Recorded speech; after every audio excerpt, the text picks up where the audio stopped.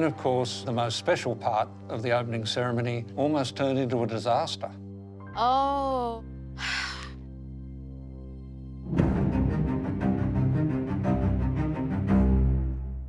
We put off a decision as to who was going to light the cauldron until as late as possible.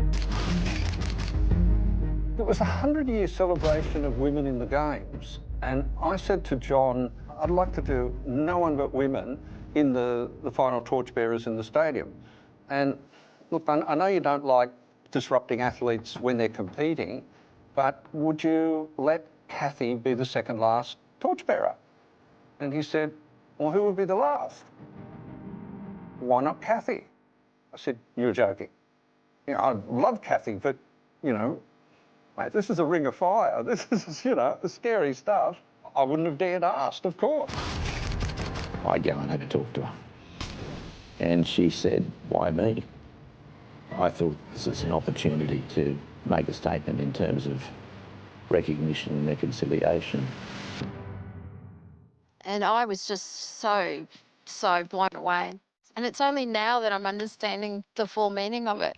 The big favourite for a home win in Australia. You know, being female, Indigenous and young, aspiring Olympic champion, I believe, sort of made me the perfect person for the job. As a world champion and an Aborigine, Kathy Freeman couldn't avoid politics. And then as I walked her out to her car, she just sidled over to me and said, John, I'll understand if you change your mind. The humility was just unbelievable. I recognised that there were some giants who deserved the honour. Shirley's 7th medal in 3 Olympics and the first woman to retain an Olympic title. For my time. An Australian, Betty Cuthbert, lane 4 from the inside, is favoured to win. So honoured, so honoured. We took her out to rehearse her the night before, hid her under a blanket. No one was to look under the blanket, and we were going to breach all the security procedures to take an unidentified visitor in.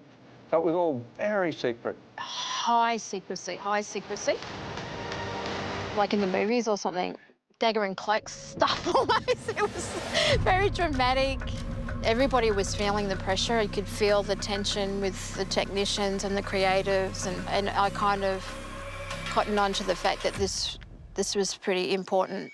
You know, we were always worried that we might incinerate our best gold medal chance on the track. Oh, jeez. On the night, it just was horrible. I'll just put it to you like that. We almost lost the flame completely.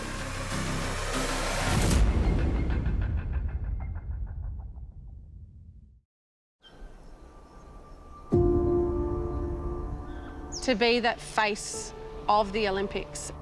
She's representing not only Australians, but Indigenous community, but also as an athlete.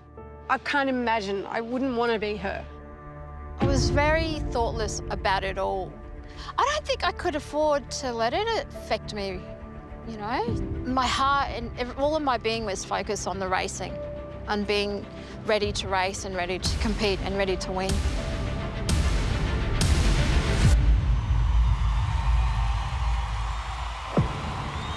I mean, I was already stressing, to be really honest, about tripping up the stairs, in the water, you know, eyelashes getting singed. The outfit I was wearing was less than paper thin.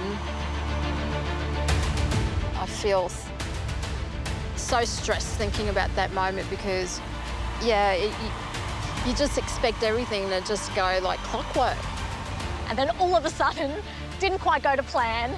No one had a clue what was going on. Something is going wrong and you don't know what's going wrong. It's not moving. It's that bloody cauldron.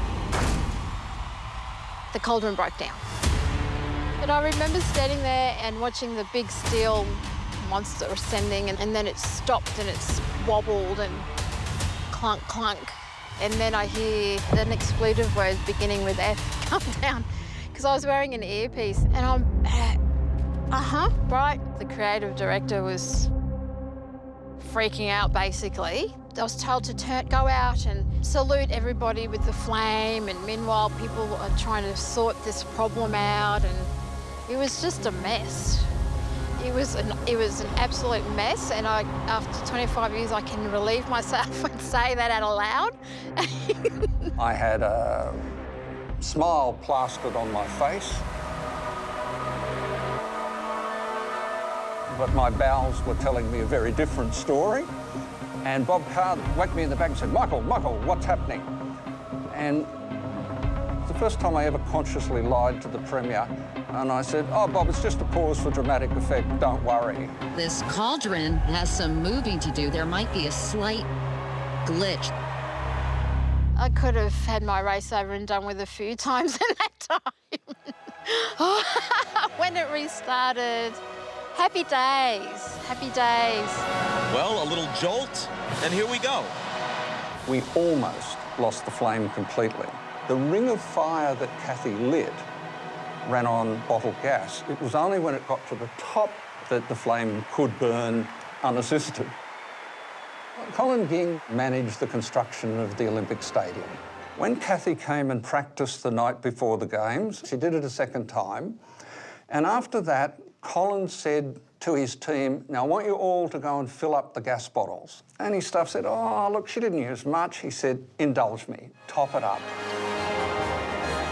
When they weighed the bottles after the event the next morning, the bottles weighed empty. Right at the end, it was running on vapour. And had Colin not have done that top up, the sacred Olympic flame, lit by the sun's rays in Olympia, carried by 11,000 torchbearers around Australia, would have gone out. We would have started with humiliation. Kathy Freeman, 1996 Atlanta silver medalist.